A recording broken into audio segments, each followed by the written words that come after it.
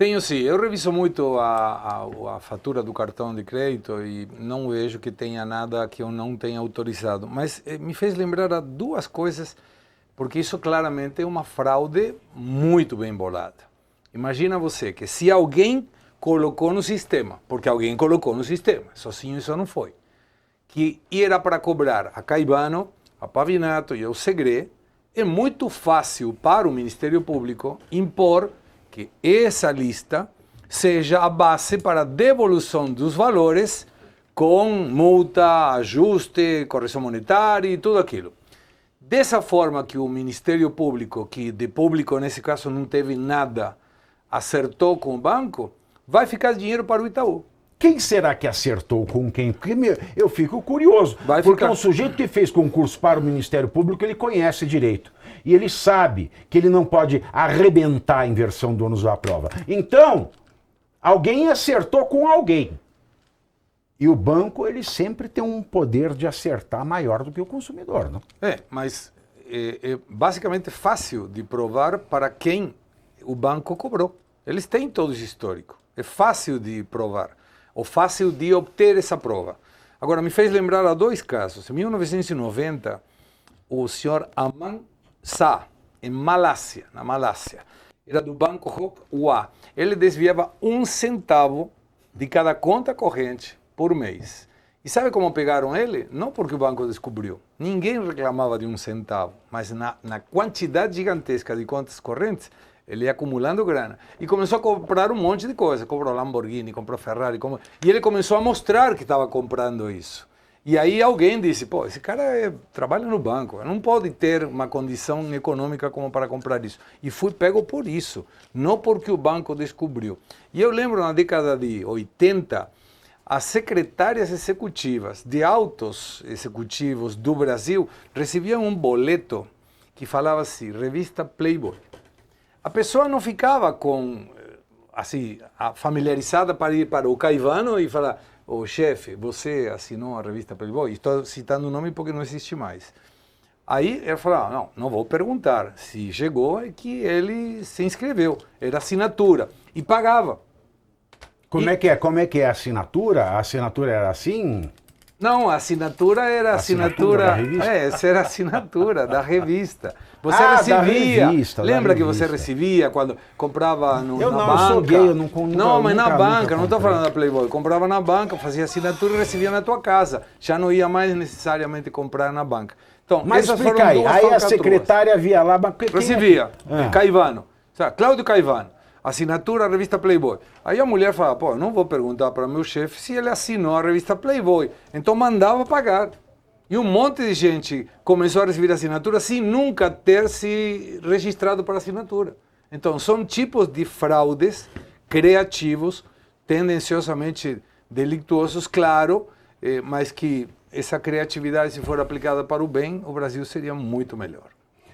Muito bem, meus queridos. E aí, Caivano, você tem conta no Itaú? Eu tenho conta, tenho cartões também, mas como o Segre falou, confiro e já tive problema. Demorou realmente, mas devolveram os valores, né? Agora, a gente está diante de um estelionato institucionalizado, né, Pavi?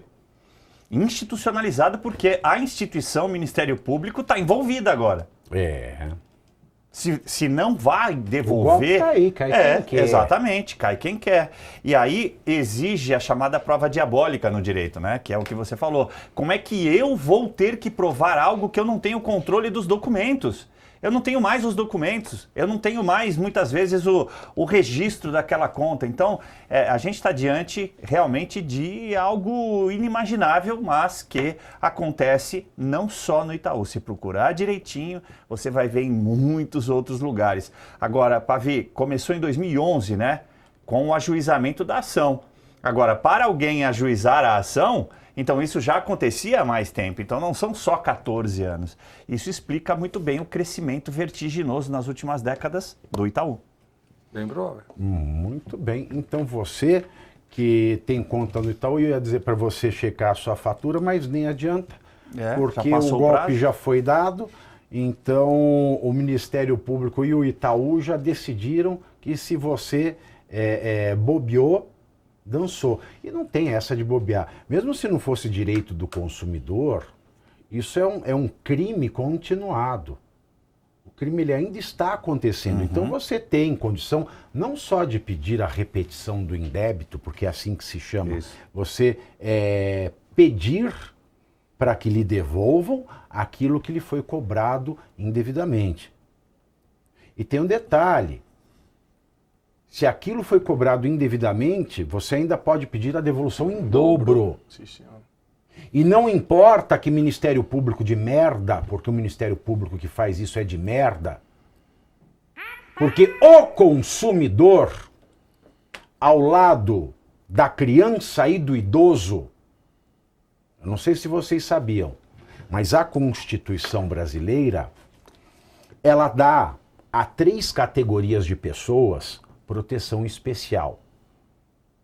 É a categoria dos carecas morais? Não. É a categoria de ministros? Não. É a categoria das autoridades públicas? Não. A Constituição brasileira, ela manda que o Estado dê proteção especial a 3 espécies, a 3 categorias de pessoas: crianças, idosos e consumidores. De maneira que o direito do consumidor não é mera matéria de direito privado. Uma vez que o direito do consumidor tem sobre ele o manto constitucional